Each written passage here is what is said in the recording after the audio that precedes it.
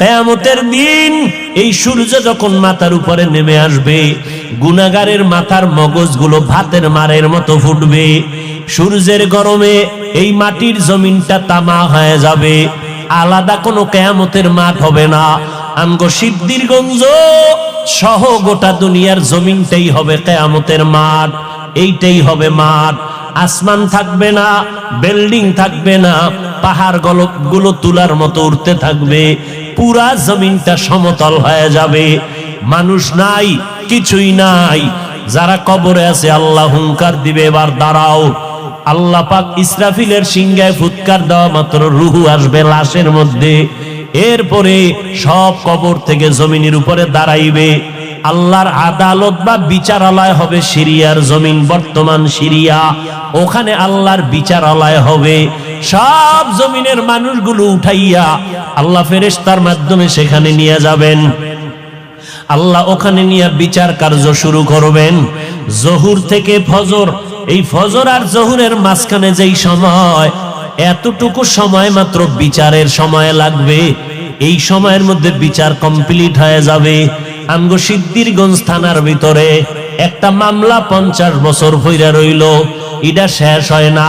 50 বছর মাঝে মাঝে হাতিয়া দিলে তাজা হয়, মামলা শেষ হয় না।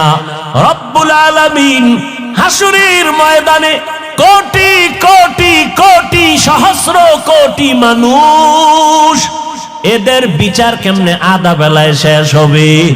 বলে বান্দা বুঝবি না, যেটা বান্দার যেটা ধারণার বাইরে বুঝা অসম্ভব, এই আমার মাওলার কুদরতের দ্বারা সব কিছুই সম্ভব। কাদের কুদরত দারি বার কামাল, আন্তা রব্বি আন্তা হাসবি জুল জালাল, তুহি কাদের জলিলুল্লাহ জাহাদার, বহর হালে তুহি মেরা নেগাহদার। ও আল্লাহর বান্দারা, আল্লাহ বলেন জাহান্নাম থেকে নিজেকে বাঁচাও। 2 নাম্বার দায়িত্ব তোমার আহালকে বাঁচাও। 3 নাম্বার দায়িত্ব তোমার প্রতিবেশীরে বাঁচাও। 4 নাম্বার দায়িত্ব তোমার সমাজের লোক বাঁচাও। 5 নাম্বারে যদি সময় পাও উম্মত নিয়ে চিন্তা করো। উম্মতের সিরিয়াল 5, সমাজের চিন্তা করবা সিরিয়াল 4, ঘরের পাশের লোকের চিন্তা করবা সিরিয়াল 3, নিজের মাইয়া বলা স্ত্রীর চিন্তা করবা সিরিয়াল 2। 1 নাম্বার সিরিয়াল, নিজে আগে জাহান্নাম থেকে বাঁচো। জাহান্নাম থেকে বাঁচার মানি গুনাহ থেকে নিজেরে বাঁচাও, কারণ গুনাহগারের পরিণাম ফল হলো জাহান্নাম। ও এলাকার মুসলমানেরা, এরে যুবক, ওই অন্ধকার কবরে যাওয়ার আগে নিজেকে জাহান্নাম থেকে বাঁচাও, কারণ জাহান্নামের আগুনের ইন্ধন হবে মানুষ আর পাথর। দুনিয়ার আগুন জ্বালাইতে গিয়া নরম নরম জিনিস দিয়ে আগুনকে প্রজ্বলিত করা হয়। আল্লাহ কয় জাহান্নামের আগুনটা আমি প্রজ্বলিত করব মানুষ আর পাথরের দ্বারা। অধিকাংশ মানুষ কোন মানুষ? আমি আল্লাহ পাক যারে এত নেয়ামত দিলাম, সূর্যের আলোটা ফিরিয়ে দিলাম, চন্দ্রের আলো ফিরিয়ে দিয়া দিলাম, বাতাসটাও ফিরিয়ে দিলাম, নদীর পানি ফিরি, ও বান্দা জমিনটাও ফিরিয়ে দিলাম। আমি আল্লাহ বিনিময়ে তোমার থেকে এই কথাও বলি নাই। এত কিছু দেওয়ার পর তোমার কাজ হলো সারা রাত আমারে ডাকবা। আল্লাহ কয় না। সারাদিন রোজা রাখবা। আল্লাহ বলে না। ব্যবসা করো, বাধা নাই। চাকরিজীবীরা চাকরি করো, বাধা নাই। লেখাপড়া করনেওয়ালারা স্কুল কলেজে লেখাপড়া করো, বাধা নাই। ইঞ্জিনিয়ার হও, ডাক্তার হও, সাংবাদিক হও, এসপি হও, ডিসি হও, এমপি মন্ত্রী হও, ইসলাম তোমাকে বাধা দেয় না। ইসলাম কি কয় জানো? ও বান্দা, সব তোমার জন্য ছেড়ে দিলাম। দিন রাত মিলাইয়া 24টা ঘন্টা, 22টা ঘন্টা তুমি তোমার কাজে লাগাও।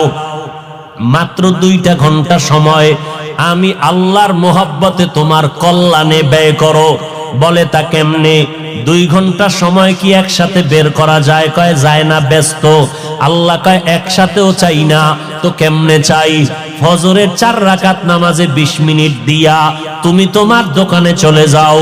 আবার জোহরের সময় আইসা 10 রাকাত নামাজে 20 মিনিট দিয়া আবার তুমি তোমার ব্যবসায় চলে যাও, আবার আসরের 4 রাকাত নামাজে 20 মিনিট দাও, এরপরে তুমি আবার দোকানে যাও, মাগরিবের 5 রাকাত নামাজে আবার 20 মিনিট দিয়া তুমি তোমার সংসারের কাজে চলে যাও, এশার নামাজ ঘরের মধ্যে যাও, তোমার ব্যবসাও ঠিক রাখো, চাকরিও ঠিক রাখো, এদিকে মাওলার কাছে ডিউটিও ঠিক রাখো, এশার নামাজটা পড়িয়া ঘরের মধ্যে যাইয়া সন্তানের সময় দাও।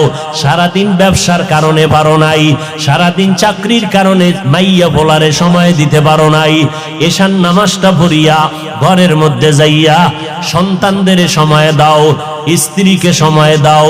কিন্তু কপাল খারাপ, 2টা ঘন্টা সময় দিতে পারলা না, সন্তানের সময় দিতে পারলা না, সারাটা দিন রাত্র মোবাইলে সময় কাটাইবার সময় না পাইয়া ঘরের মধ্যে আইসা সন্তান আব্বু কায়া ডাকে, তুমি ফিরিয়া তাকাও না, মা সময় চায় দাও না, তুমি বিছানায় বসে খাইয়ে লইয়া পেটটা ভারী করে মোবাইল নিয়ে বসে গেলা মোরা কাবায়, এইবার মোবাইল চাইতে চাইতে ঘুমাইয়া গেল, সন্তানের সময় দিলা না, স্ত্রীকেও দিলা না, মোবাইলটা চাইতে চাইতে তোমার চোখের পাওয়ার নাই, কানের পাওয়ার নাই, হার্ট দুর্বল, মাথা ব্যথা বেড়ে গেছে, এখন আর কোনো কাজে মন বসে না, মেধাটাও সংকুচিত হয়ে গেল। এখন সকালবেলা আবার উঠা ফজরের নামাজটাও বললা না, তুমি আবার 8টা 9টায় উঠিয়া 1.5 প্লেট খাইয়া আবার তুমি চলে গেলা সময়। কিন্তু দেখো ও আল্লাহর বান্দা, আমগো মতো হুজুর হওয়ার দরকার নাই, তোমার লাইনে, তোমার লাইনের মানুষটা দেখো জেনারেল লাইনের মানুষ, কোনদিন মাদ্রাসায় আলিফ বাতা পড়ে নাই, অথচ নজর করে দেখো তোমার লাইনের মানুষটা সিদ্ধিরগঞ্জ বাজারে ব্যবসা করে, 5 বেলার নামাজ পড়ে, এই রকম ব্যবসায়ী আছে না নাই? বলো বাবা, তুমি কেন পারবা না? তোমার আমার মতো যুবক র্যাব আর্মি পুলিশ বিডিআরের চাকরি করে 5 বেলার নামাজ বাদ দেয় না, অভাব নাই। আল্লাহ বিবেক দিছে, জিজ্ঞাসা করো তুমি কেন পারবা না? তোমার আমার মতো যুবক স্কুল কলেজে পড়ে 5 বেলার নামাজ ছাড়ে না, অভাব নাই। বলো বাবা, তুমি কেন পারবা না? ও আল্লাহর বান্দারা, তোমার উপরে না জানি আমার আল্লাহ বেজার, তোমার মা বাবার না জানি বড়দোয়া লাগছে, ওই মা বাবার দোয়া নিয়ে তাড়াতাড়ি সামনে আগাও। জাহান্নামের গরম সইতে পারবা না, সূর্যের গরম এখনই সইতে পারি না। ও আল্লাহর বান্দা, একটা মশার কামড় সইতে পারি না। ও সিদ্ধিরগঞ্জের মুসলমানেরা, আজকে আমি যদি প্যান্ট শার্টটাই লাগাইয়া তোমার মতো রাস্তায় চলতাম, আমি হাফিজুর রহমান রে কেউ বাধা দিতে পারতো না। কিন্তু এই গরমের মধ্যে টুপি মাথায় দেই, কত কষ্ট, এরপরও টুপিটা ফালাই না। দাড়িটা লম্বা করার কারণে অনেকের চিন্তা যৌবনের ভাব চলে যায়, এরপরও কেন দাড়িটা ফালাই না? লম্বা জামাটা পরার কারণে শরীর গরম লাগে, এরপরও কেন লম্বা জামা ফালাই না? ও আল্লাহর বান্দারা, কারণটা কি জানো? আমাদের এই টুপি দাড়ির কারণে সরকার আমগো মাসে মাসে বেতন দেয় না বাবা, না, বরং এই টুপির কারণে আমগো উপরে বিপদ, এই দাড়ির কারণে আমাদের উপরে বিপদ। নাস্তিকের আমগো নামের লিস্টি বানায়, আমাদের মাদ্রাসা বন্ধ করার ষড়যন্ত্র চলে। এত চিন্তার পরেও কেন টুপি ফালাই না? ও আল্লাহর বান্দারা, ব্যবসার যেই লাইনে বলো, আল্লাহর নবীর তরিকা বাদ না দিয়েও তো আমরা না খাইয়া নাই, আল্লাহর রহমতে অসম্মানেও তো নাই। ও আল্লাহর বান্দা, এরপরেও কেন এই লাইনটা ছাড়ি না? কওমি মাদ্রাসায় লেখাপড়া করেছি, এই লাইনটা কেন ছাড়ি না? কত জাতি ভাইরা বলে কওমি মাদ্রাসায় পড়ে কোনো লাভ নাই, ওখানে পড়লে সরকারি কোনো চাকরি নাই, ওখানে পড়লে কোনো সার্টিফিকেট নাই। এইভাবে বলিয়া বলিয়া আমগো তিরস্কার করে। এই ভাইরা, একটু চিন্তা করে দেখেন, আল্লাহ তো বিবেক দিছে, চিন্তা করেন এত গরমের পরেও কেন নামাজ ছাড়ি না, টুপি ছাড়ি না? একমাত্র কারণ, আল্লাহর কোরআন পড়ে দেখলাম কোনো মিথ্যা নাই, নবীর হাদিসটা পড়ে দেখলাম কোনো মিথ্যা নাই। ও আল্লাহর বান্দা, এই কোরআনের ভুল বের করতে গিয়া কত বিধর্মীরা পর্যন্ত অপচেষ্টা করিয়া শেষ পর্যন্ত মুসলমান হয়ে গেল। ও যুবকেরা, কয়দিন আর বাঁচবা? এই মহামারীতে কত যুবকের লাশ কবরে রাখলাম, কত যুবকের জানাজার ইমামতি করলাম। ও আল্লাহর বান্দা, রাতের বেলা যখন বালিশে মাথা লাগাইয়া ঘুমাও, অন্তরে কি ভয় লাগে না? ঘুমের মধ্যে যদি আজরাইল আইসা হাজির হয়, মরা সন্তান আইসা সকালবেলা মা দেখে চিৎকার দিয়া বলবে, তোরা কোথায় আছো? আয় আয়, আমার বাবা দুনিয়াতে বেঁচে নাই। এরে সন্তানেরা, ওই মা বাবাকে বাড়ি গ্রামে রাইখা যারা ঢাকার শহরে চাকরি করো, ব্যবসা করো, এরে বাবা তুমি আরামে খাও আর বন্ধু নিয়ে আড্ডা দাও, অথচ তোমার জানা নাই ওই মা একটা রাত্রে খানা খায় না। তোমার সাথে টেলিফোনে কথা বলতে না পারলে মায়ের ঘুম হয় না। ঘরের মধ্যে কত মেহমান, বাবায় মেহমান আনিয়া গোশত দিয়া খানা দেয়, আম্মাজান গোশত বন্টন করে দেয়, সন্তানেরও দেয়, কিন্তু দুঃখিনী আম্মাজান একটা টুকরা নিজের মুখে দেয় না। আব্বাজান কয়, বিবি তুমি কেন গোশত খাও না? কয়, আমার একটা সন্তান ঢাকা, ওই সন্তানের চিন্তা বড় পেরেশান, ও না জানি না খাইয়া কষ্ট পায়, এই জন্য আমার গোশত মুখে দিয়া যায় না, আমার চোখে ঘুম আসে না। যেই মা বাবার চোখের পানিতে আজ আমি চেয়ারে বসে বয়ান করার সম্মান পেলাম, আজকে ওই মা বাবার চোখের পানিতে তুমি টাকা পয়সার মালিক। ওই মা বাবার দোয়া ছাড়া তুমি টাকার মালিক হতে পারো নাই। ওই মা বাবার চোখের পানি আর দোয়া ছাড়া পরীক্ষায় ভালো নাম্বার পাও নাই। ওই মা বাবার দোয়া চোখের পানি ছাড়া তুমি গাড়ি বাড়ির মালিক হতে পারো নাই। ও কপাল পোড়া সন্তান, ওই মা বাবা অনেকের দুনিয়ায় নাই, অন্ধকার কবর থেকে দোয়ার অপেক্ষা আছে রে বাবা। আর যারা এখনো দুনিয়ায় বেঁচে আছে, ওই মা বাবা তোমার অপেক্ষা আছে কখন তুমি হাসি মুখে সালাম দিবা, মধুর মোহাব্বত নিয়ে কথা বলবা। ওরে সন্তানেরা, ওই মা বাবার থেকে দোয়া নিয়ে চলতে হবে, না হয় উপায় নাই। ও আল্লাহর বান্দারা, চিন্তা ভাবনা করে দেখলাম আজকে আমার ডানে বামে ভক্ত বৃন্দের অভাব নাই, আমার টাকা বাড়ি গাড়ির অভাব নাই, কিন্তু চিন্তা করে দেখলাম আজকে আমি বক্তা, কত সম্মান, এত রাতেও মানুষগুলো বাড়ি যায় নাই, কিন্তু এই সম্মান কতক্ষণ? দুইটা চক্ষু যখন বন্ধ হয়ে যাবে, আমার গায়ের জামা কাপড় সব কেটে রেখে দিবে, তিনটা সাদা কাপড়ের প্যাকেট যেদিন বানানো হবে, ওই দিন দেখবো কে আমার সাথে যায়। আসল বাস্তবতা হলো কেউ আমার সাথে আর কবরে যাবে না, তোমার কবরও যাবে না। তুমি কয় টাকার মালিক এই প্রশ্ন ফেরেশতারাও করবে না। তুমি কি পরিমাণ শিক্ষা গ্রহণ করছো এই প্রশ্ন করা হবে না। ওই কবরে তিনটা প্রশ্ন হবে আমাকে, আপনাদের সবাইকে। রবের পরিচয় দাও, ধর্মের পরিচয় দাও, রাহমাতুল লিল আলামিনের পরিচয় দাও।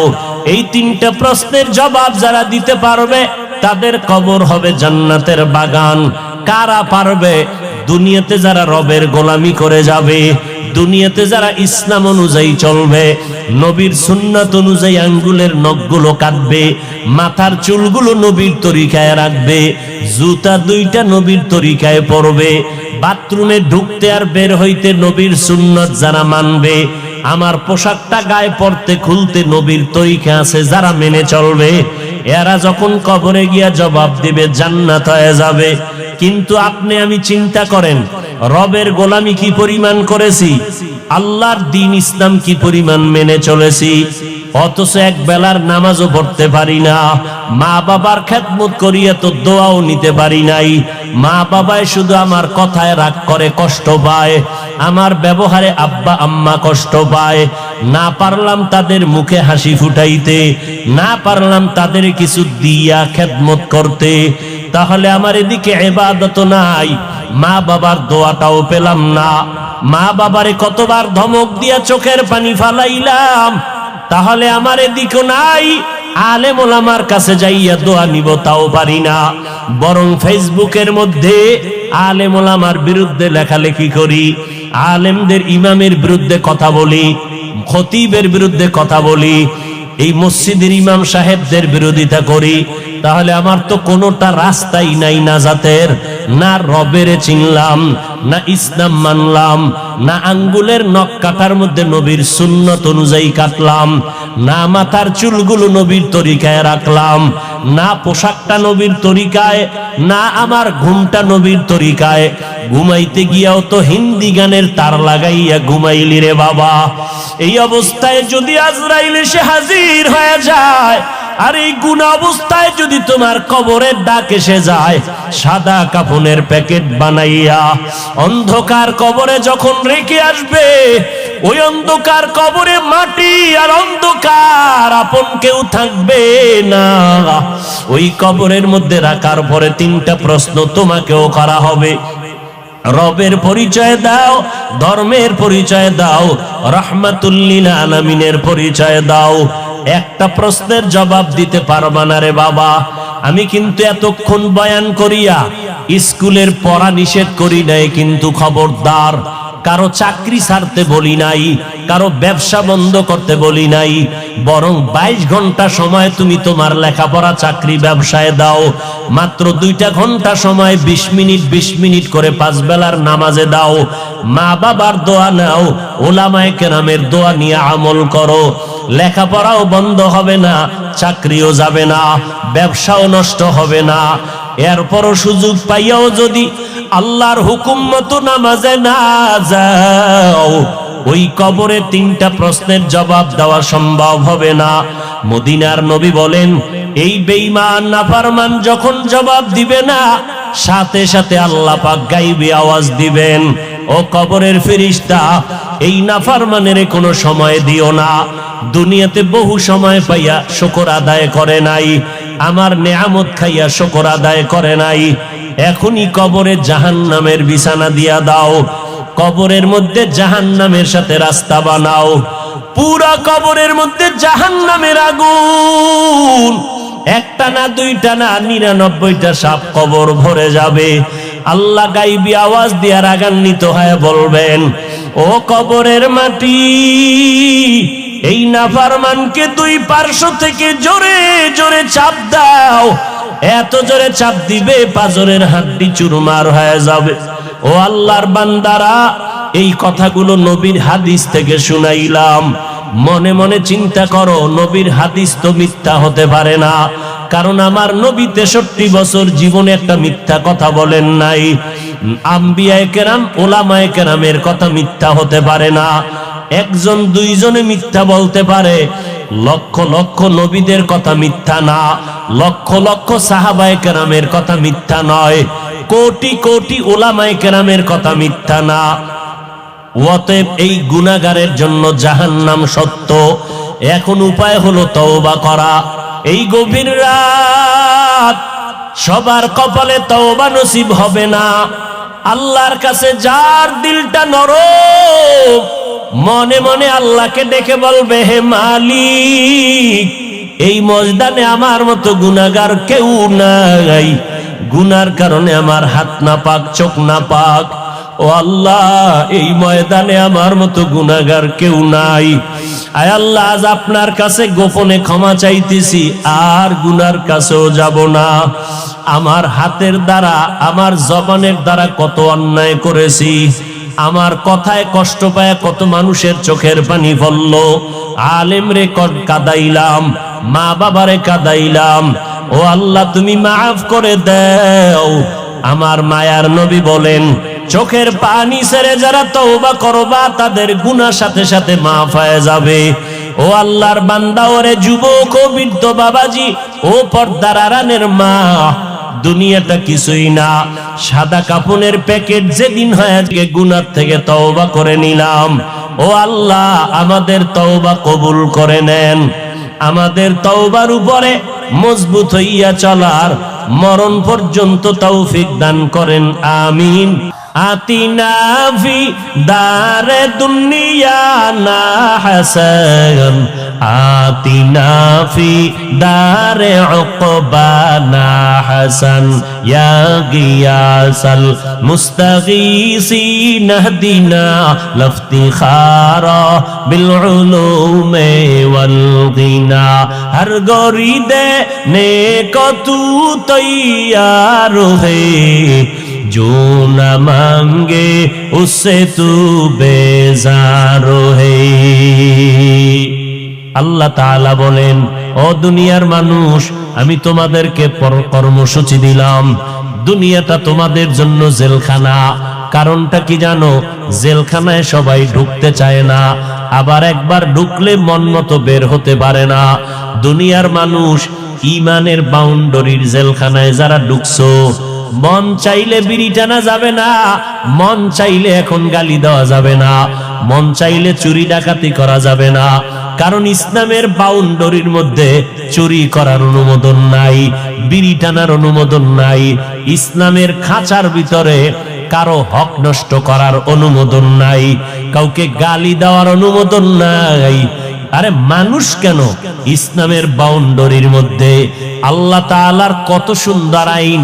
এর কোরবানির সময় যখন গরু জবাই করো, একটা গরুর সামনে ছুরি দেখাইও না, নিষেধ, গরু কষ্ট পাবে। এক গরুর সামনে আর একটা গরুরে জবাই করবা না, গরু কষ্ট পাবে।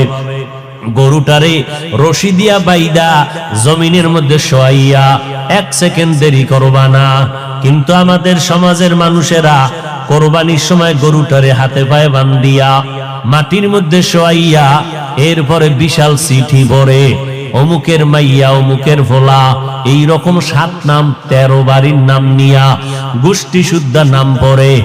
অমুক একজনের নাম আব্দুর রহমান, নাম পড়ল, বাবার নাম, মায়ের নাম, ওয়ার্ড, এরপরে থানা, এরপরে জেলা। কিও এত নাম কেন? আমার এই নামে তো অমুক জেলায় আরো থাকতে পারে, যদি এই জেলার নাম না কও তাহলে আমার দোয়া তো আর এক জেলায় চলে যাইব। এই জন্য আমার গোষ্ঠী শুদ্ধ সব নাম ক। 7 জনের নাম কইতে কইতে গরুটা আদা মরা হয়ে গেছে। ও আল্লাহর বান্দারা, এগুলো শুধু মূর্খতা আর কিছুই না। তুমি কোরবানি দিতেছো আমার আল্লাহর জন্য, কার নামে দাও কেউ জানার দরকার নাই, আমার আল্লাহ জানলেই তো যথেষ্ট। আল্লাহর জন্যই যদি দিয়া থাকো, ইমাম সাহেবের ডাইকে আবার গরুডারে কষ্ট দিয়ে কেন চিঠি পড়াও? এর একমাত্র কারণ এই মানুষটা বড় মূর্খ।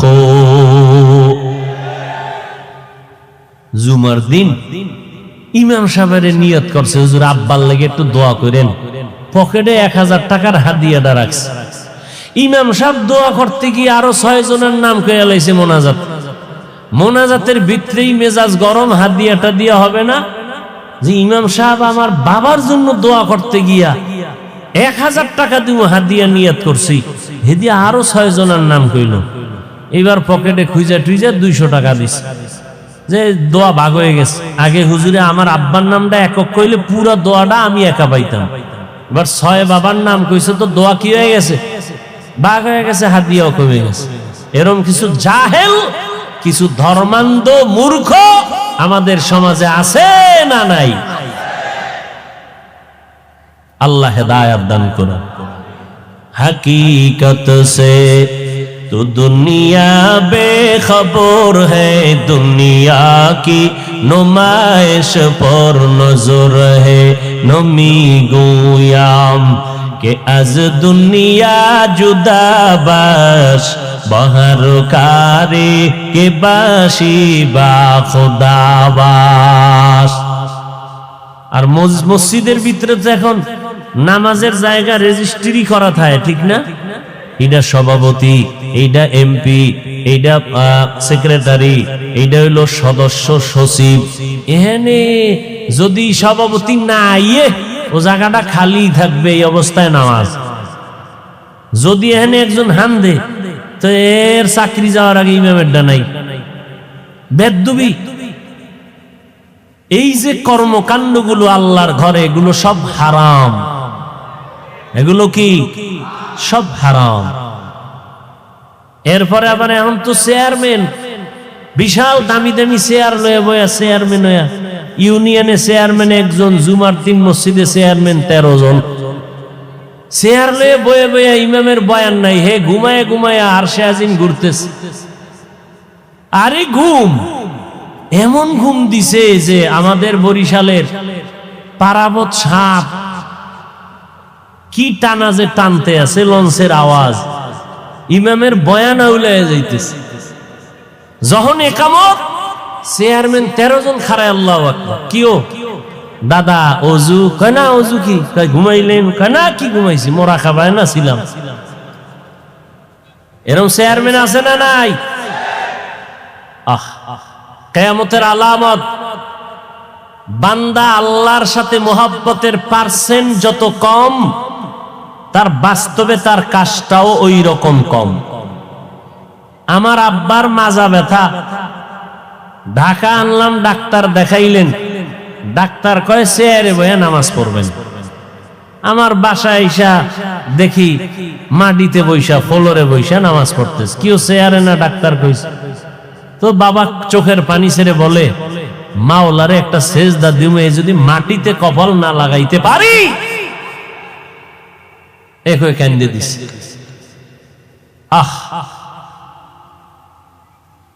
আর আমনে গো মসজিদের খতিবরা যদি কয় চেয়ার বাদ, তুই বাদ,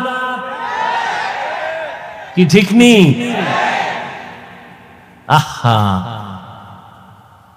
আচ্ছা, আমনের মাজায় সমস্যা, হাঁটুতে সমস্যা, একটু উঁচা জায়গায় বইয়ে পড়বেন, এই তো। তো একটা টুল মিলিত হয়, হাতাওয়ালা দামি চেয়ার, আবার স্প্রিং লাগাই লইছে নিচে দিয়া, ঘুরে। এই সমস্ত চালাকির কি মানি মাওলার সাথে? পৃথিবীর শ্রেষ্ঠ জায়গা আল্লাহর ঘর, যেখানে আপনি বিনয়ী হইয়া নামাজ পড়বেন, মাথার কপালটা মাটিতে লাগাবেন। আমার রাসূল বলেন, আস-সাজিদু ইয়াসজুদু ইলা কদামির রহমান। বান্দা যখন সেজদা করে, ও মাটিতে দেয় না, রহমানের কদমে সেজদা দেয়। আর যার মাটির লগে কোনো কালেকশনই নেও, দিবে কি? হায় হায় হায় হায় হায়। যাক, বেশি কথা খাওয়া যাইব না। কোন দিকের বাতাস আবার কোন দিকে যায়, আল্লাহ হেদায়াত দান করুন। আজকে একটা জুমা গেছে না, আপনাদের এই সমস্ত এলাকায় মসজিদে জুমার সময় লোক কম না বেশি? বাড়ে না কমে? বাড়ে না। মসজিদের ছাদ, রাস্তাঘাট সব বোঝাই, মুসল্লি আর মুসল্লি সভাপতি কান্দে, টাকা দাও টাকা, বিল্ডিং বানানো লাগবে, জায়গা বানানো লাগবে, মুসল্লি বেড়ে গেছে।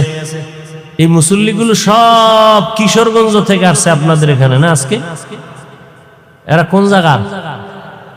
এরা ফজরে কই গেছিল, আবার আসরে নাই। কি নাটক, কি নাটক! ফজরে নাই, আসরে নাই, জুমায় ভিড়। তো কেমন ভিড়? ইমামের সাথে 2 রাকাত, আগেরটারও খবর নাই, পরেরটারও খবর নাই। আবার আমার মতো এক মোল্লা ফতুয়া দিয়ে দিছে, জুমার আগে সুন্নাত লাগে না। শুনেন নাই? তো ইউটিউব খুললে কি দেন? ইউটিউব যে খুলেন, কি দেন ইউটিউবে? সোনা বন্ধের গান শোনেন খালি না? এই যে আলেমরা এই যে অষ্টাস করে, শোনেন না? কি শুনেন? এই যে এক আলেম বলছে জুমার আগে সুন্নাত লাগে না। নাউজুবিল্লাহ হয় না নাকি আউজুবিল্লাহর ফাটতি সব? যে আলেম বলবে জুমার আগে সুন্নাত লাগে না, বাতিল। জোরে বলো। যে আলেম বলবে কাজা নামাজ লাগবে না, সে আলেম বাতিল। যে আলেম বলবে নফল ইবাদত লাগবে না, সে আলেম বাতিল। যে আলেম বলবে কোরআনের অর্থ না জেনে পড়লে কোনো লাভ নাই, সে আলেম বাতিল। যে আলেম বলবে ছোট বাচ্চাদেরকে কোরআন পড়াইয়া সারা রাত মাদ্রাসায় রেখে লাভ নাই, মায়ের কোলে ঘুম পাড়াও, এই মাদ্রাসায় দিয়া বাচ্চা পঙ্গু হয়ে যাবে, তাহাজ্জুদ পড়াইয়া পাগড়ি মাথায় দিয়া কি লাভ হবে? মদিনার নবী কয়, এই সন্তানের বাবা, 7 বছরে সন্তানটারে নামাজের মুসাল্লায় দাওয়াত দিয়া দাঁড় করায় দাও, 10 বছরে শাসন করিয়া এরপরে নামাজে দাঁড় করাও। কারণ এরপরে ঘাড় যখন সোজা হয়ে যাবে, মা বাবার কথার কমান মানবে না। আগের থেকে অভ্যাস করো, ওই মাদ্রাসায় গিয়া ছোটবেলা থেকে আমার আব্বা আমারে লুঙ্গি পরাইতেন, পায়জামা পরাইতেন, ওখান থেকে পাগড়ি পরতাম, ছোট থেকে লম্বা জামা। আজও পর্যন্ত পাগড়ির অভ্যাস ওই সময় না থাকলে পড়তে পারতাম না। তাহাজ্জুদের অভ্যাস যদি মাদ্রাসায় না হইতো পারতাম না। ওরে ভাই 7 বছর কেন, 5 বছরের পিচ্ছি যেই ফাঁকা, কি লাইভ দেয়, লাইভ 5 বছরের বাচ্চা কি দেয়, কি ফাঁকনা ফাঁকনা কথা। অতএব নবী বলেন 7 বছরের সময় নামাজের মুসাল্লায় দাওয়াত দিয়া দাঁড় করাও, 10 বছরের সময় শাসন লাগলে শাসন করো। নবীর তাবিজ উপেক্ষা করার উপায় নাই। ছোট থেকে যদি গড়তে না পারো, পরবর্তীতে আর গড়ার কায়দা নাই। বাসায় রাখবা মায়ের কোলে, মায়ের কোলে থাইকা বান্দা বাচ্চাটা কোরআন শিখতে পারবে না জীবনেও। সে মোবাইল চালায়া চালায়া সব জীবনটারে নষ্ট করবে। বলবে আম্মু খানা দরকার নাই, মোবাইল দাও, ঘুম দরকার নাই, মোবাইল দাও, বাথরুমে বসলেও মোবাইল লাগবে, কান্না বন্ধ করার জন্য মোবাইল দাও। আর মোবাইল হলো চরিত্র ধ্বংস করার একটা হাতিয়ার। অতএব যদি এখন কেউ বলে ছোট ছোট মাদ্রাসায় বাচ্চাদেরকে দিয়া কোরআন পড়াইয়া পাগড়ি বাঁধানো ঠিক না, তাহাজ্জুদ পড়ানো ঠিক না, এই বাচ্চাটারে 24 ঘন্টা মাদ্রাসায় রাখিয়া চাপের উপরে কোরআন পড়ানো ঠিক না, এইভাবে যারা উম্মতকে কোরআনের ইলম থেকে দূরে সরাবার উৎসাহ দেয়, কোরআনের থেকে দূরে সরাবার জন্য উৎসাহ প্রদান করে, আমি বলবো তার অন্তরের মধ্যে আলেমের ভেজাল। এলমেরা এজাজো করদান বেহিসাব, খলকেরা দাদান জওয়াবে বাসওয়াব, হক না দারাত দোস্তে খলকা জারেরা, নিস্তে ই খসলতে একে দিনদারেরা। সমস্যা সালাম আলাইকুম। সব কিনা নবীরা ওয়াদের বাট ইয়ান পোলাবনা এলাকা রাখে দয়া করে খেলো একটু বুঝান যে বাবা মার কমান্ডা মানে আল্লাহ কবুল করেন। হ্যাঁ, ভালো জায়গায় হাত দিছেন, টাইম তো নাই। হ্যাঁ, মা বাবার খেদমতের কথা বলতেছেন। এরে সন্তান, ওই যে এইটাই বুঝাইতেছি আমি, কই মাদ্রাসায় দাও, আর এক বক্তায় কয় খবরদার মায়ের কোলে কাপড় দিয়ে পেঁচায় ঘুম পাড়াও। তাহলে মায়ের কোলে থাকলে শিখবে মোবাইল, কথা ঠিক নেই। আর কি শিখবে? কিরিং কিরিং টেলিফোন, হ্যালো হ্যালো হ্যালো, কে তুমি কাকে চাও বলো বলো বলো, আমি ম্যাও হ্যালো ক্যাট বিড়ালকে চাই, জরুরি খবর আছে ডেকে দাও তাই। হামটিমা টিম টিম তাদের খাড়া দুটো শিং, তারা মাঠে পারে ডিম। শিংওয়ালা জানোয়ারের ডিম দেয়নি? হ্যাঁ, এই কথাটা কাঁচা মিশা কথা না? মিথ্যা কথার দ্বারা কোনোদিন চরিত্র ভালো হবে? আল্লাহ হেদায়াত দান করুন। এরে ভাই, অনেক গার্ডিয়ান আমার কাছে আসে মাদ্রাসায়, হুজুর আমার সন্তানটা দুষ্টামি করে ঘরের মধ্যে, আলমিরা ভাঙ্গিয়া ফালাইছে, গ্লাস 6টা নাই, চায়ের কাপ ভেঙ্গে চুরমার, আর কাপটা কম কন কি 90,000 টাকার মোবাইল নাই। দেখতে দেখতে এমন জোরে ফ্লোরের মধ্যে আসার দিছে, 3 দিন করাইছে এটারে গোসল, খালি বালতিতে ভিজায় আর উড়ায়। বাচ্চাদের কাম আসসাবিয়ু সাবি ওয়ালাউ কানান নবী, বাচ্চা তো বাচ্চাই। কি করি? আমি কি করতে চান? কয় মাদ্রাসায় একটু আসা যাওয়া করুক, এই ফাঁকে ফাঁকে আসবে, আবার আমরা নিয়ে যাব। তো একটা অভ্যাস গড়লো। এই অবস্থায় যদি কাটা গায়ে লবণের সিটা দিয়ে কয় মাদ্রাসায় ছাত্রদেরকে এই এই এই হ্যাঁ, টুকটাক অপ্রীতিকর কিছু ঘটনা হতে পারে। আরে ভাই, এখন তো ফিডাফিডি নাই। স্কুলে যারা পড়ছেন মুরব্বীরা, কি ফিডাটা যে খাইছেন, আমার এক চাচায় কয় এমন ফিডা আমার একটা দিছে, ওই ফিডার চোটে যে দৌড় দিছি ডাস্টার মাইরা সারের গার উপরে পড়ে নাই, এমন দৌড়। ওদিন থেকে স্কুল তালাক। বুঝেন নাই? খেজুরের বিশাল বড় বাই, 6 হাত লম্বা। সেই সময়ের পিঠা খেয়ে যারা ধৈর্য ধরেছে তারা আজকে দামি দামি মানুষ হয়েছে, দুনিয়ার লাইনে আখেরাতের লাইনে। যাক, পিঠাফাটির দরকার নাই। কমলমতি শিশু বাচ্চা, এদেরকে আদর আপ্যায়ন করে আমরা এদেরকে যতটুকু সম্ভব শিক্ষা দিব। কথা ঠিক না? এরপরও আমাদের সব মাদ্রাসায় বিষয়ে হুঁশিয়ারি সংকেত আছে। কোন ছাত্রের হাতের তালুতে দুই একটা প্রয়োজনে দিবেন, তাও ওজনটা কেমন হবে? আপনার রাগ আছে 90, কিন্তু ওর হাতের বাড়ি দিতে হবে মাত্র 5%। ওই 90 এর রাগ দিয়ে বাড়ি দিলে আমিও সইতে পারুম না।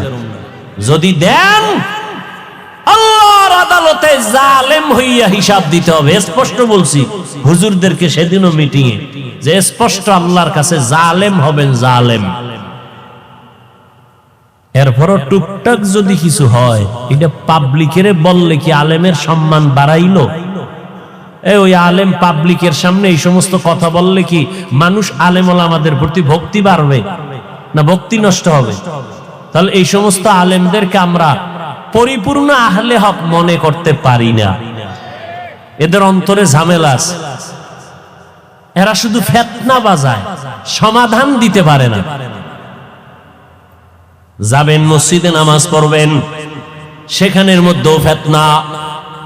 কি ভাই বলে জোরে জোরে আমিন বলতে হবে, না হয় তোমার নামাজ পরিপূর্ণ হক আদায় হবে না। নাভির নিচে হাত বাঁধলে হবে না, বুকের উপরে লাগাও। ও ভাই, তুমি বুকে হাত বাঁধো, আমগো কোনো টেনশন নাই। জোরে আমিন বলো, কোনো টেনশন নাই। মক্কা শরীফ যারা গেছেন, মদিনায় গেছেন, মক্কায় হজে গেলেন, ওমরায় গেলেন, হাজারো লাখো মানুষ নামাজে দাঁড়ায় গেল, একটা টানা 1.5 ঘন্টা ঘুমাইছে। একামত যখন হয়ে গেল, দাঁড়ায় হাত বাইদে রেডি।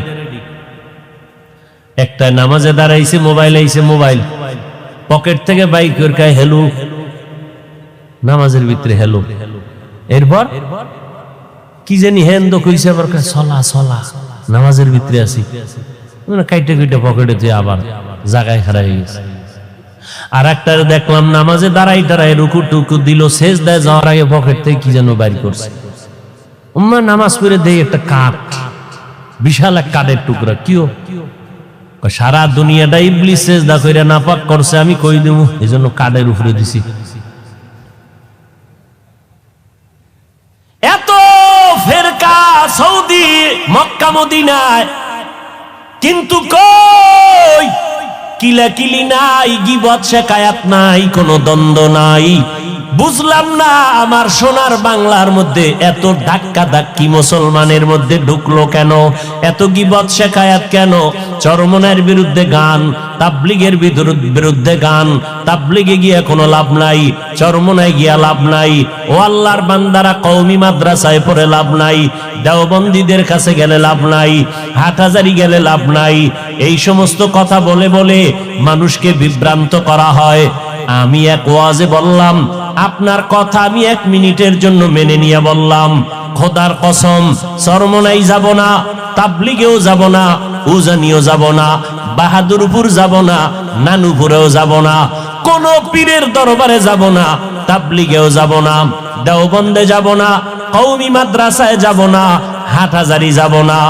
যাব কই? ঠিকানাটা দাও ভাইজান, এমন এক ঠিকানা দাও যেখানে গেলে দাড়ি কামানেওয়ালার দাড়ি উঠবে, যেই ঠিকানায় গেলে আমি বান্দার দিলটা নরম হবে, যেই ঠিকানায় যাওয়ার পর ওই আলেমের বয়ান শুনলে চোখে পানি আসবে, গাঞ্জাখোর গাঞ্জা ছেড়ে দিবে, বেনামাজি নামাজি হবে, সুদখোরেরা সুদ ছেড়ে দিবে।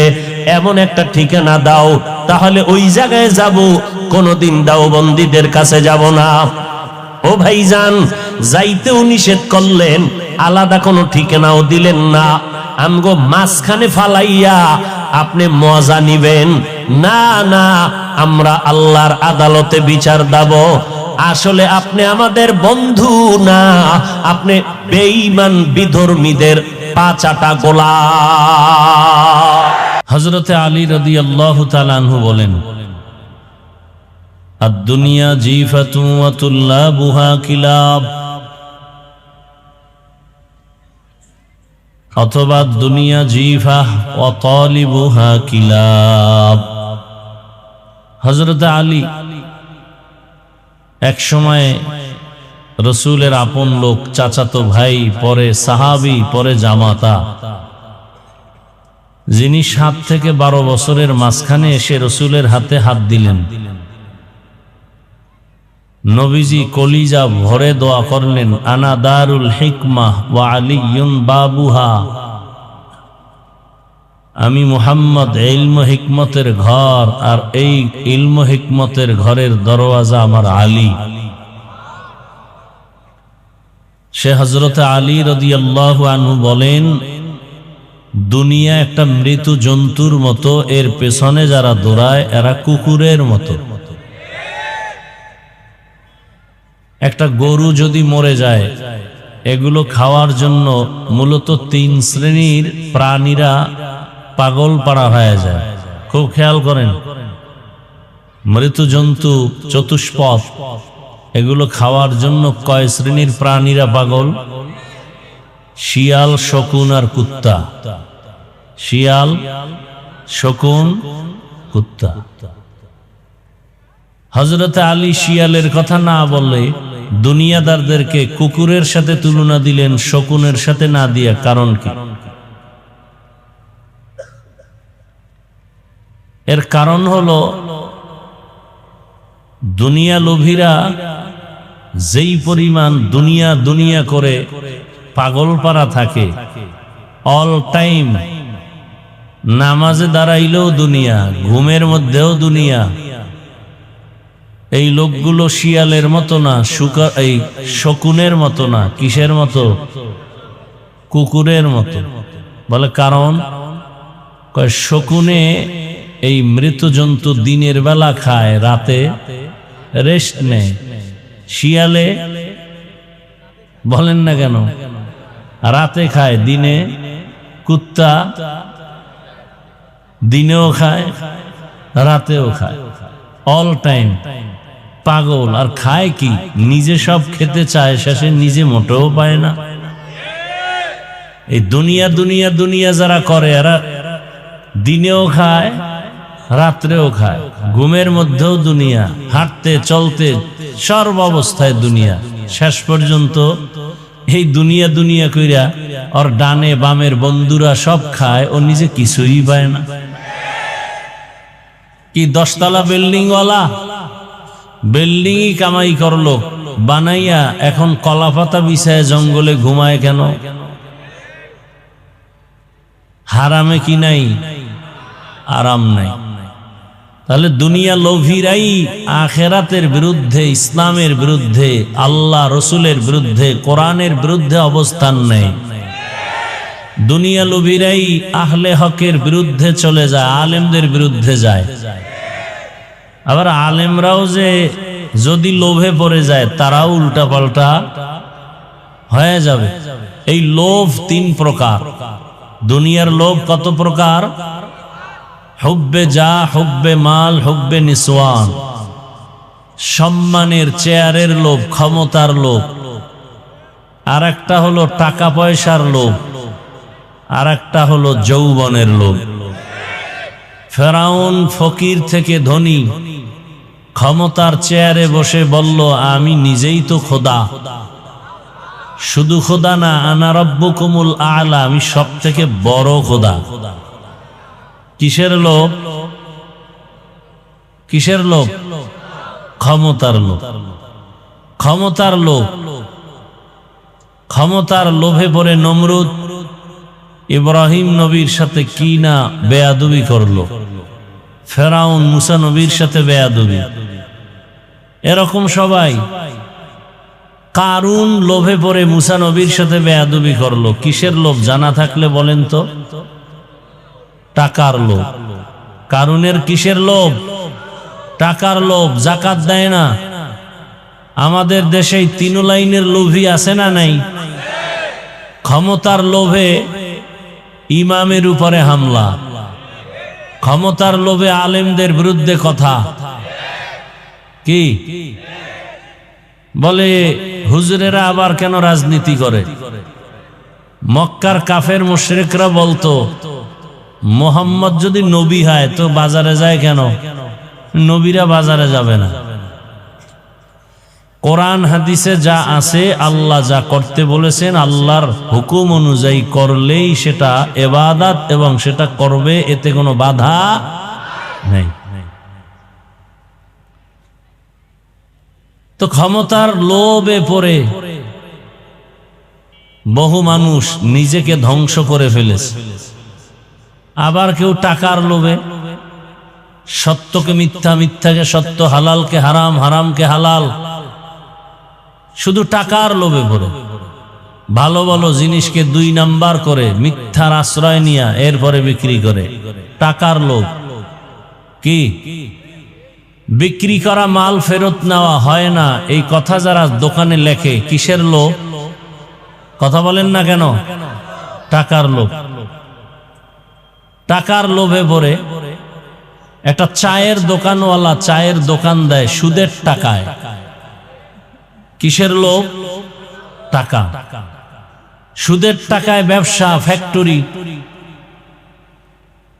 আবার আপনারা এদেরকে নিয়ে মাথায় তুলে ঢুকাইছেন এমন জায়গায়, পৃথিবীতে মসজিদ থেকে দামি কোনো জায়গা আছে?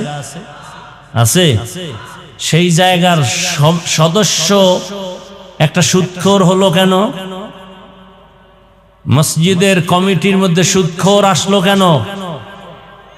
যেই সুদখোর অল টাইম তার মা, আপন মায়ের সাথে জিনার গুনায় লিপ্ত, যেই সুদের সাথে জড়িত বান্দার নামাজ, রোজা, হজ, যাকাত কিছুই কবুল হবে না, সে মসজিদের মতো জায়গার দায়িত্বে আসলো কিভাবে? এই জনগণের কারণে। জনগণ টাকার লোভে পড়ছে, আর এদেরকে টাকার লোভ দেখাইয়া তারা আবার ক্ষমতার লোভ পরে ক্ষমতা অপব্যবহার করে। কেমন লোভে পড়ছেন আপনারা? অপেক্ষায় আছেন আসবে কবে সে ভোটের আগের রাত, টাকায় সব বিক্রি হয়ে যাবেন পশুর দামে। পশুর দামে বিক্রি হলেও তো ভালো। বাজারে একটা ভালো মানের মুরগি কিনলে 800 থেকে 1000 টাকার প্রয়োজন। ভালো মানের একটা ছাগল কিনলে ফতুল্লায় 15 থেকে 20,000 টাকার প্রয়োজন। একটা গরু কিনলে কত? 1 লাখ। আর সোনার বাংলার আশরাফুল মখলুক আপনারা ভোটের আগের রাতে বিক্রি হবেন বাজার দরে 500 টাকায়। তার মানে আপনার দামটা ছাগলের সমানও নাই। কি বুঝলাম? যে আপনি ছাগলের থেকেও খারাপ, আপনি গরুর থেকেও খারাপ, আপনি শূকর থেকেও খারাপ, আপনি কুকুর থেকেও খারাপ। আপনি মানুষ না, অমানুষ। আপনি কি? অমানুষ। যেই চোরারা শ্বশুর বাড়ির থেকে যৌতুক খায়, ওরা আজীবন বউয়ের গোলাম হয়ে থাকে, কথা বলতে পারে না। এই নেতা ফেতা গো টাকা খাইয়া এরপরে এগো আল্লাহর ঘরের মধ্যে ঢুকানো হলো। ঢুকাইছে ভালো, মসজিদ মেরামত করবে, এরা ইমাম আলেমদের উপরে মাস্তানি করে। আর আপনারা তাকায় তাকায় মজা নেন না। এটা অমানুষের কাজ, মানুষের কাজ না। মানুষ কখনো টাকায় বিক্রি হয় না, টাকায় বিক্রি হয় পশু আর অমানুষ। আপনি ভোট দিবেন, ভালো কথা, যাকে মনে চায় দিবেন হিসাব করে, সেখানে টাকা নিবেন কেন? আপনাকে ভোট দিতে বলে কেন? ভোট দেওয়ার প্রয়োজন কি আপনার? এই হারামখুরি করে ভোট দিয়া লাভ কি? কিছুদিন পরে আবার দেখেন না, মাইয়ের উপরে হামলা, বউয়ের উপরে হামলা, চিল্লা চিল্লি করে, গাইবি আওয়াজ আসতেছে, 500 টাকায় সব কিনে ফেলেছি, চিল্লাও কেন? তোর মেয়ে, তোর স্ত্রীর ইজ্জত সব আমরা কিনে ফেলেছি। এজন্য জনগণ ভালো হলে নেতারাও ভালো হয়, জনগণ হারামি হলে নেতারাও হারামি হয়। জনগণ আগে হারাম পচা পায়খানা খাইয়া নেতাদেরকে শিখায়, তোমরাও আবার আমগো জায়গায় বসে আমাদেরটা খাইও। তাহলে নেতার দোষ কি? চেয়ারম্যানের গালি দেন কেন? চেয়ারম্যান তো আগে হারাম খায় নাই, আপনারা খাইয়া ভোটের আগে তাকে শিখাইছেন। টাকার বিনিময়ে 1 নম্বরে যদি কেউ টাকা খেতে চান, আমার বয়ানে যে হেদায়েত তা তো না, যদি কেউ প্রার্থী থেকে টাকা খেতেই চান, যে আপনি হুজুরের কোনো তাবিজে ফিরবেন না, তাহলে আপনি বেশি খাবেন, জেনে শুনে খাচ্ছেন। নাম্বার 2, ওয়াদা করবেন যেই চোরারা টাকা দিবে ওদেরকে ভোট দিবেন না। পারবেন? পারবেন? ওরা 2 নাম্বার, 1 নাম্বার নয়। আমাদের কাছে দোয়া চায় 13 প্রার্থী, এমপি হবে কয়জন? 13 জনে দোয়া চাইতেছে, 13 জন এমপি হবে? হ্যাঁ, কি দোয়া করবো? আল্লাহ যার দ্বারা দেশের উপকার হবে, জাতির কল্যাণ হবে, ইসলামের উপকার হবে, তাকে বিজয় করো। এর থেকে আর ভালো দোয়া আছে? কিন্তু ইসলামের নাম নিয়ে যেন কেউ ভণ্ডামি করার সুযোগ না পায়। বিবেক দিয়া কাজ করবেন। 2 নাম্বার লোকেরে দিবেন না। 2 নাম্বার কারা? দুনিয়া লোভী যারা, দুনিয়া লোভী যারা। আল্লাহ হেদায়েত দান করুন। তাহলে এই দুনিয়া লোভীরা আল্লাহর হুকুম অমান্য করে দুনিয়াতে অন্যের হুকুম মানে, নেতার হুকুম, মা বাবার হুকুম। এক কথায় আল্লাহকে বেজার করা যাবে না। প্রশ্ন হলো, বেজার করা যাবে না কেন? বলে দুনিয়াতে আল্লাহকে বেজার করে কাকে খুশি করবা? যাকে করবা সে স্বার্থপর, চান্দাবাজ আর ধান্দাবাজ। একমাত্র নিঃস্বার্থ আমাদেরকে ভালোবাসেন আমার আল্লাহ। আমার আল্লাহ আমাদেরকে যা দিয়েছেন দুনিয়াতে কেউ দেয় নাই। দুনিয়া দেয় দেয় বলেও দেয় না, আর যতটুকু দেয় তা খোটা দিয়া ধ্বংস করে দেয়। আর আমার আল্লাহ দেওয়ার দরজা অল টাইম খুলে রাখছেন, অল টাইম। রাতের গভীরে তুমি আল্লাহকে ডাকবা, আল্লাহ বলেন লাব্বাইকা ইয়া আবদি। 1 সেকেন্ডের জন্য দরওয়াজা বন্ধ নাই। সমুদ্রের মাঝে গিয়া যদি ডাক দাও ইয়া রব, আমার আল্লাহ সেখানেও জবাব দিবেন লাব্বাইকা ইয়া আবদি। আমার আল্লাহকে মহিলারাও ডাকলে জবাব দিবেন, পুরুষেরাও ডাকবে জবাব।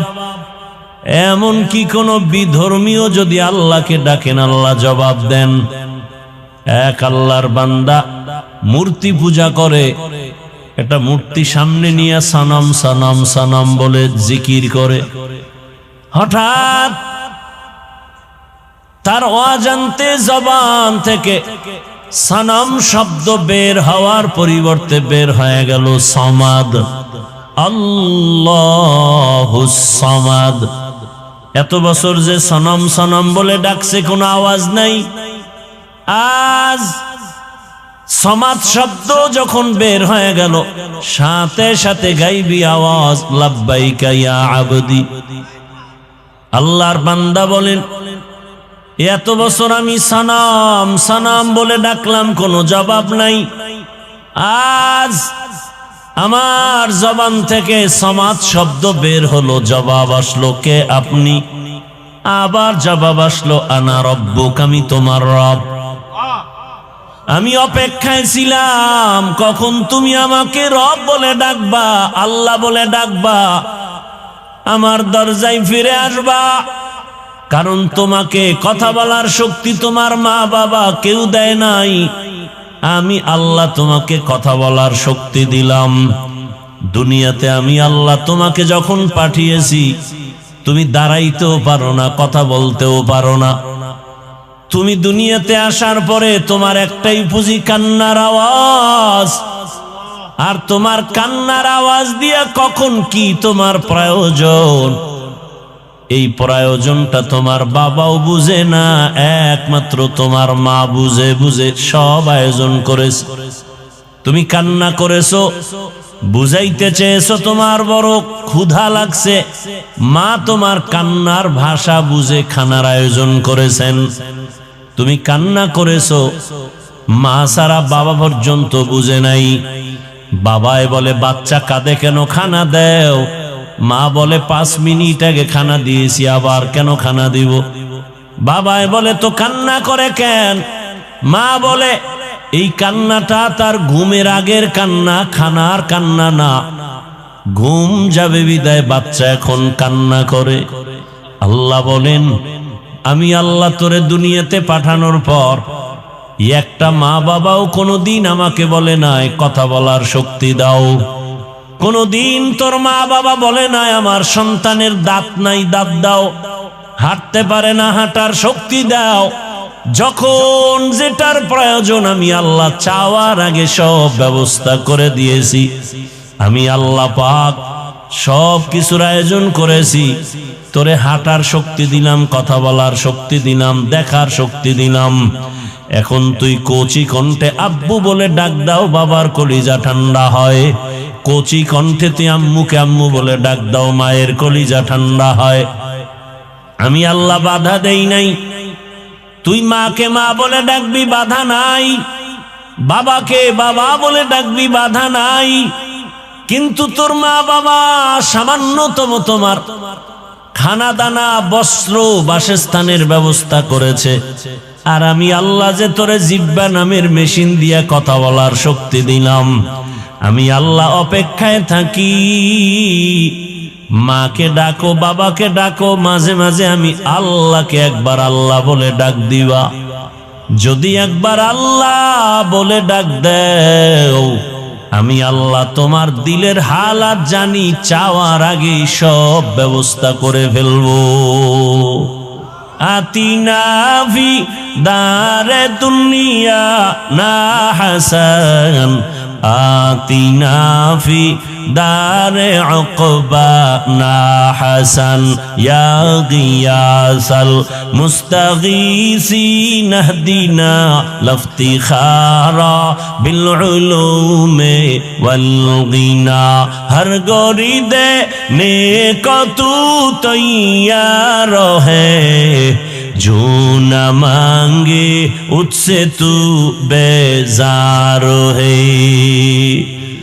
আল্লাহ তাআলা বলেন, আমাকে দুনিয়াতে যে তোকে কিছু দেয় সব স্বার্থপর। তাকায়া দেখ, স্বার্থে আঘাত লাগার কারণে মা সন্তানকে মেরে ফেলেছে। আবার সন্তান মায়ের গায়ে হাত তুলে স্বার্থের কারণে। আর আমি আল্লাহ কেমন দয়ার মালিক। আমি আল্লাহ পাক এত মায়ার দরজা দিয়ে আমি তোকে আদর করি। আমি যদি সামান্যতম স্বার্থপর হইতাম, আমার দেওয়া পানি, আমার দেয়া সূর্যের আলো, চাঁদের আলো, আমার দেয়া জমিনের ফসল, গাছের ফল, নদীর মাছ খাও, আবার আমার দেওয়া নেয়ামত ভোগ করিয়া আমার হুকুম মতো নামাজে যাও না। ফজরে তোরে ডাক দিলাম, আয় মসজিদে গিয়া হাজিরা দাও। মসজিদের হাজিরায় তোমাকে পাওয়া যায় নাই, আমি আল্লাহ বেজার না। আবার তোমাকে জোহরের হাজিরায় ডাক দেওয়া হলো মুয়াজ্জিনের দ্বারা, জোহরের হাজিরায় যাও নাই, আমি আল্লাহ তোমাকে আবার আসরে ডাক দেওয়ার ব্যবস্থা করলাম। আমি রাগ করি নাই। যদি আসরও আসতে পারো, ফজর জোহরের সব গুনাহ মাফ করে দিব। বান্দা আসরও আসো নাই, আমি আল্লাহ রাগ না করে আবার মাগরিবে ডাকার আয়োজন করলাম। আসো নাই, এশায় ডাকলাম, সেখানেও হাজিরা দাও নাই। মুয়াজ্জিনের মাধ্যমে ডাকার পর, আলেম ওলামার ডাকার পরেও আসো নাই। এবার আমি আল্লাহ কেমন দয়ার মালিক। আমি আল্লাহ নিজে রেডি হয়ে গেলাম, আমি নিজেই তোমাকে ডাকার জন্য হাজির হব। আমি আল্লাহ নিজেই ডাকার জন্য রেডি। অতিও গভীর হয় রজনী যখন, নীরবে প্রভুর নাম জপিও তখন। প্রভুর করুণা যদি পাইবারে চাও, গভীর রাতে উঠে প্রভুর গুণগান গাও। আল্লাহ তাআলা প্রতিদিন রাতের শেষ ভাগে ডাকতে আসেন। প্রথম আসমানে এসে ডাকেন, আলা মিন মুস্তাগফিরিন ফাগফির আলা। কে গুনাহ করেছো? পাহাড় পরিমাণ গুনাহ করেছো, 20, 30, 40, 50 বছরে। আমি রব ডাকতে আসছি, ক্ষমার দরজা খুলে ডাকতেছি। হাতের গুনাহ, চোখের গুনাহ, জবানের গুনাহ, অন্তরের গুনাহ। একবার যদি বিনয়ের সাথে চোখের পানি ছেড়ে ডাক দিয়া বলো, ইয়া রব্বি গফিরলি, ও রব আমাকে দয়া করে মাফ করে দেন। আল্লাহ বলেন, তোর গুনাহ করিয়া পাহাড় বানাইতে লাগছে 50 বছর, আর আমি তোকে ক্ষমা করতে 1 সেকেন্ডেরও সময় লাগবে না। আমি আল্লাহ পাক তোকে ক্ষমার জন্য ডাকতেছি, ওঠ। গভীর রজনীতে জমিনের সব নীরব, গাছের পাখিরা ঘুমায়, নদীর মাছ ঘুমায়, সব প্রাণীরা ঘুমায়। এই সময় আমি ডাকতেছি, জবাব দাও। ওযু বানায় যদি একবার সিজদায় গিয়া কান্না করো, ক্ষমা চাও, আমি আল্লাহ তোমার জীবনের সব গুনাহ ক্ষমা করব। কারণ আমি চাই না কেউ জাহান্নামের দরজা দিয়া ঢুকবা। কারণ আমি আল্লাহ জানি জাহান্নাম কত ভয়ঙ্কর, আর তুমি বান্দা কতই দুর্বল। ওয়া খুলিকাল ইনসানু যায়ীফা। আমি মানুষ বড় দুর্বল করে সৃষ্টি করেছি। আমি আল্লাহ চাই না আমার মোহাব্বতের বান্দা জাহান্নামে যাবে। আমি আল্লাহর জন্য ক্ষমার দরজা খুলে বারবার ডাকতেছি। আমি আল্লাহ যদি স্বার্থপর হইতাম, যারা আমার দেয়া নিয়ামত ভোগ করি আমার হুকুম মানো না, নামাজ রোজা করো না, দাড়ি ওসার রাখো না, আমি আল্লাহ ঘুমের মধ্যে তোকে এমন ঘুম পাড়ায় দিতাম আর সজাগ হতে পারতি না। আমি আল্লাহ চাই না তুমি গুনাহ নিয়ে আমার আদালতে আসবা। আমি আল্লাহ বারবার তওবার দরজা দিয়া ডাকি, বান্দা পেছনের গুনাহ থেকে ক্ষমা চাইয়া নতুন ভাবে তওবা করে ইবাদতের ময়দানে দাঁড়ায় যাও, আমলের ময়দানে আগায় যাও। আর তওবা করো, নামাজ ছাড়বা না, বেপরদায় চলবা না, আল্লাহর হুকুমের বাহিরে চলবা না। তওবা করে যদি আর আল্লাহর রহমতের দরজায় যদি দাঁড়াইতে পারো, আমি আল্লাহ তোমার জীবনের সব গুনাহ মাফ করে দিব। আল্লাহ বলেন, আমি আল্লাহ তো তোমার খানার আয়োজন করেছি, তোমার ঘুমের আয়োজন করেছি, তোমার চলাফেরার আয়োজন করেছি। ও বান্দা, আমি আল্লাহ তোমার যা প্রয়োজন ব্যবস্থা করে দিলাম। দুনিয়াতে চলার জন্য আলোর প্রয়োজন, সূর্য আর চাঁদ দিয়ে আলোর ব্যবস্থা করে দিলাম।